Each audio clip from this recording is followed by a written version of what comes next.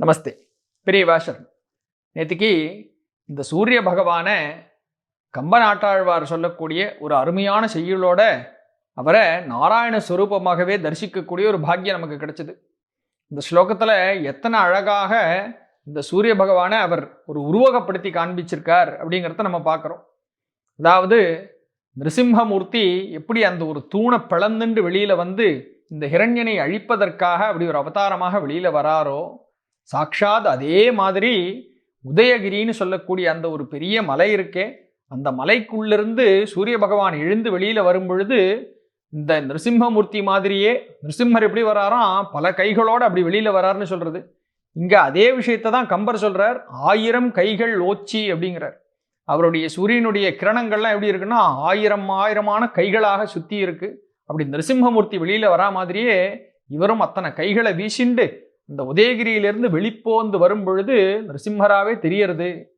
அதுவும் யாரை கொள்றதுக்கு இவர் வரார்? ஹிரண்யன் மாதிரியான இந்த ஒரு அரக்கன். இந்த அரக்கன் யாரு? இந்த ராத்திரின்னு சொல்றோமே அந்த இருள், அந்த இருளை ஒரு அரக்கனாக மாற்றி அதுலேயும் ஒரு கவி நயம், இந்த நட்சத்திரங்கள் எல்லாத்தையும் இந்த ஒரு ராட்சசனுடைய பற்களாக காண்பிச்சு அந்த ராட்சசன் எவ்வளோ பெருசாக இருக்கான், எப்பேற்பட்ட வாய்.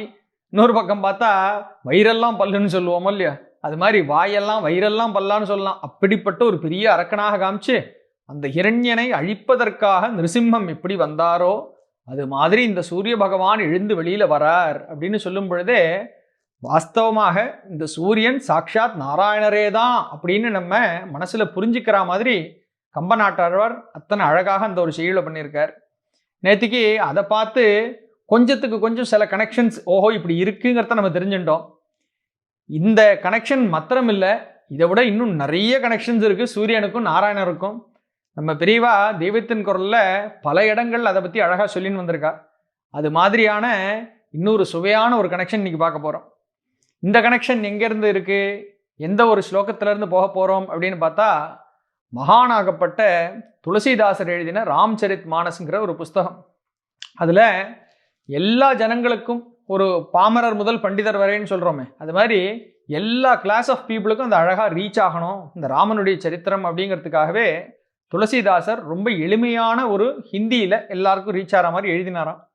ஆனால் அதுலேயும் மங்கள ஸ்லோகங்கள்னு சொல்லக்கூடியதான ஒரு சுவாமியை போற்றி அந்த ஒரு அத்தியாயம் ஆரம்பிக்கும் பொழுது எழுதக்கூடிய மங்கள ஸ்லோகங்கள் எல்லாமே கொஞ்சம் எளிமையான சம்ஸ்கிருதத்திலேயே அழகாக எழுதியிருக்கார் அப்படின்னு இதை பற்றி பெரிவா சொல்லின்னு வரா. அப்படி துளசிதாசர் எழுதின ராம்சரித் மானஸில் சுந்தர காண்டம்னு சொல்லக்கூடிய பகுதியில் வரக்கூடியதான ஒரு மங்கள ஸ்லோகத்தை இப்போ பார்க்க போகிறோம்.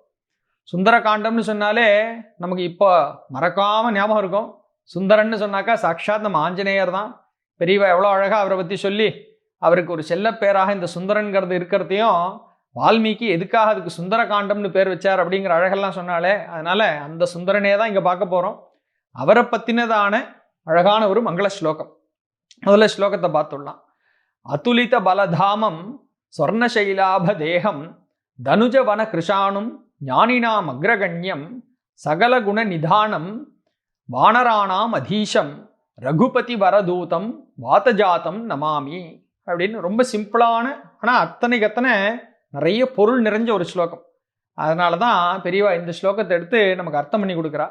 ரிவர்ஸ் ஆர்டரில் வருவோம், அது ஈஸியாக இருக்கும் புரிஞ்சுக்கிறதுக்கு. வாதஜாத்தம் நமாமி அப்படிங்கிறார். வாத்தன்னு சொன்னாக்கா வாயு, ஜாத்தம்னு சொன்னாக்கா அதிலிருந்து பிறந்தவர்.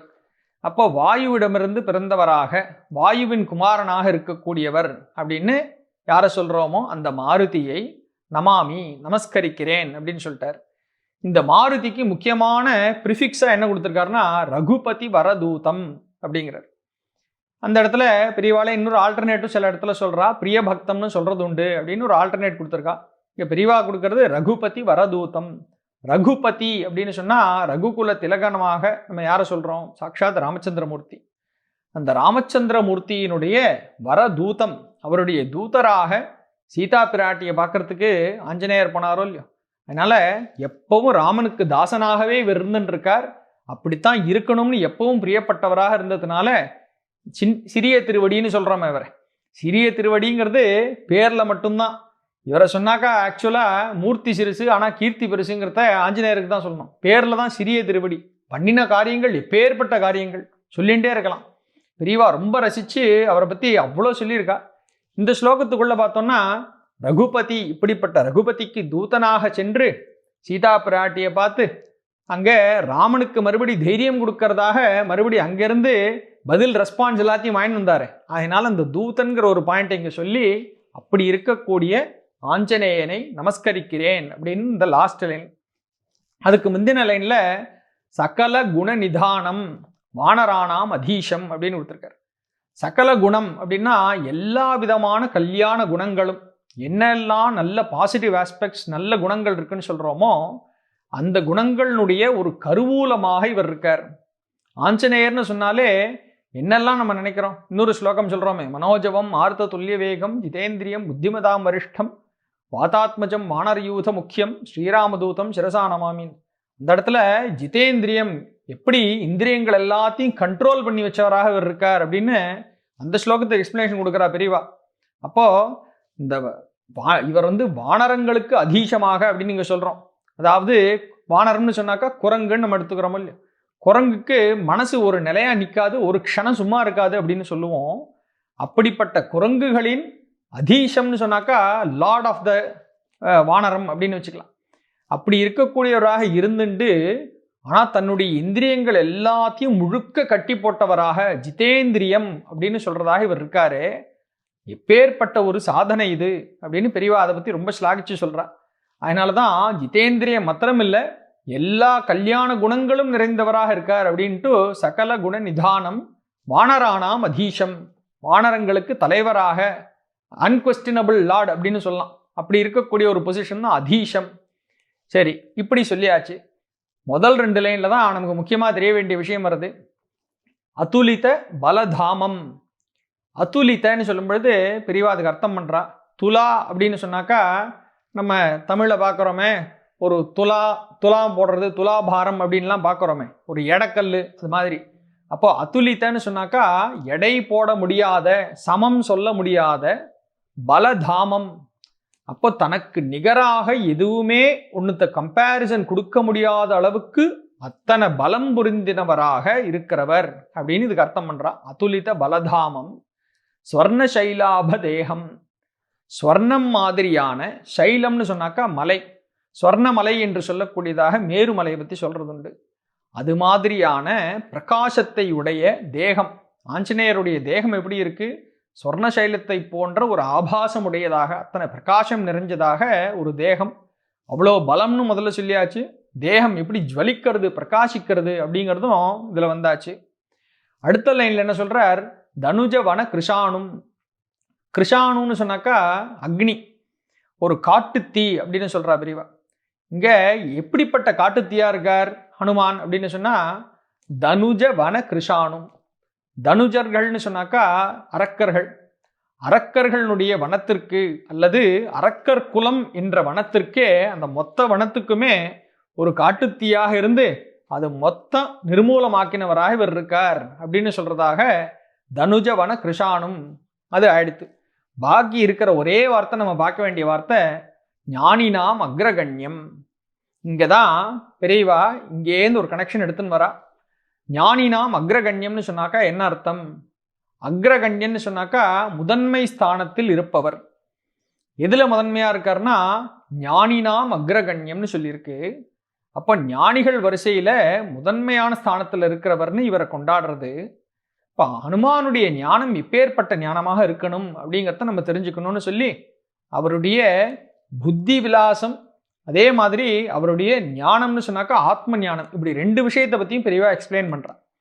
அப்போ முதல்ல புத்தி சாதுரியம்னு சொல்கிறோமே, அதை தான் புத்திமதாம் வரிஷ்டம் அப்படின்னு இன்னொரு ஸ்லோகத்துலேயும் வருது. அதுக்கு பெரியவா சொல்கிறா, சாதாரணமாக ஒருத்தரை புகழ்ந்து சொல்கிறது நல்ல புத்தி இருக்கிறவர்னு சொன்னால் புத்திமான் அப்படின்னு சொன்னாலே போகிறோம். அந்த புத்திமான்களுக்குள்ளேயும் இன்னும் கொஞ்சம் ஸ்பெஷலாக இன்னொரு கிரேடு வசதி சொல்லணும்னு சொன்னாக்கா புத்திமதாம் வர அப்படின்னு சொல்கிறது. அதுக்கு மேலே இன்னொரு ஸ்டேஜ்னாக்கா புத்திமதாம் வரிய அப்படின்னு ஒரு ஸ்டேஜ் சொல்கிறது. அது சொன்னாக்கா நல்ல ஒரு மினிமம் லெவல், அப்புறம் கம்பேரிட்டிவ், சூப்பர்லேட்டிவ்ங்கிற மாதிரி 3 ஸ்டேஜ் இருக்குது வரிய வரைக்கும். ஆனால் வரியன்னு சொல்லிட்டாலும் நன்னா இருக்கிறவர், நல்ல புத்திசாலி, நல்ல மேதாவின்னு மற்றவர்களோட கம்பேர் பண்ணி இன்னும் கொஞ்சம் அந்த லெவல்ல டாப்ல இருக்கிறவர்னு சொல்லிக்கிற மாதிரி இருக்கு. அப்படி சொல்லிட்டா போராது, இவருக்கு மேலே யாருமே கிடையாதுன்னு சொல்லணும்ட்டு புத்திமதாம் வரிஷ்டம் அப்படின்னு அங்க கொடுத்துருக்கு. அப்பேற்பட்ட புத்தி ஆஞ்சநேயருக்கு எங்கேருந்து வந்ததுன்னு கேட்டா சாட்சாத் இந்த சூரிய பகவான் கிட்ட இருந்தா அவருக்கு வந்தது. ஏன்னா ஆஞ்சநேயர் என்ன பண்றார், சூரியனோட சிஷ்யனாக நேரா போய் உட்காந்து இந்த நேத்திக்கு பார்த்தோமே உதயகிரின்னு கம்பநாட்டாழ்வார் சொல்றாரு, அந்த உதயகிரியில ஆரம்பிச்சு அஸ்தகிரிக்கு இவர் டிராவல் பண்ற வரைக்கும் அவருக்கு ஏத்தாப்புலயே சிஷ்யனாக உட்காந்து முழுக்க எல்லா வித்தியைகளும் சூரியன் கிட்ட இருந்து நேரடியா இவர் வாங்கிக்கிறாராம். அப்படி கூடவே இருந்து சிஷ்யராக இருந்து பல விஷயங்களை கத்துக்கிறார்.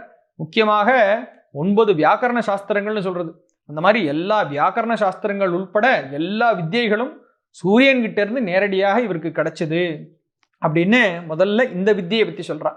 இதுக்கு அபர வித்யை, அதாவது சாதாரணமாக நம்ம தெரிஞ்சுக்கக்கூடிய எல்லா விதமான வித்தியைகள் அதெல்லாம் அபர வித்யை. பரவித்யைன்னு இன்னொரு கிளாஸ் இருக்கு. பரவித்யை தான் ஆத்ம ஞானத்தை பற்றின வித்தை. அந்த வித்தியை இவருக்கு யார் சொல்லி கொடுத்தான்னு கேட்டா சாக்ஷாத் ராமனையே குருவாக வச்சுண்டு அந்த ராமன் கிட்ட இருந்து பரவித்யை இவருக்கு கிடைச்சது. அப்போ ஹனுமானுக்கு யார் குருவாக இருந்தான்னு கேட்டா ஒன்று சூரியன், இன்னொன்று ராமன் சொல்லக்கூடிய நாராயணன். இந்த ராமனுக்கே ஒரு ஸ்டேஜில் ராமாயண கதையில் யுத்த காண்டத்தில் பார்க்கும் பொழுது ராமனே கொஞ்சம் அப்படி டயர்டாகி நிற்கும் பொழுது, ராமா பயப்படாத, நீ ஒருத்தரை தியானம் பண்ணு, அவரை ஸ்மரிச்சுக்கோ, அவருடைய ஸ்தோத்திரத்தை சொன்னா போறோம், நல்ல தைரியமா நீ தைரியமா சண்டை போட்டு இந்த யுத்தம் எல்லாம் ஈஸியா நீ ஜெயிச்சுடலாம்பான்னு அகஸ்தியர் இந்த ராமனுக்கு சொல்லி கொடுக்கிறார். யாரை பத்தி சொல்றார்? மறுபடியும் இதே சூரிய பகவானை பத்தி தான் சொல்றார். ராமன் யாரு? சூரிய குல திலகர், சூரிய வம்சத்திலேயே வந்தவர். அப்போ சூரியனுக்கும் நாராயணனுக்குமான கனெக்ஷன்ஸ் இங்கேயும் மறுபடி பார்க்குறோம். இன்னும் விவரங்கள் இருக்கு நாளைக்கு பெரிய பாஷர்.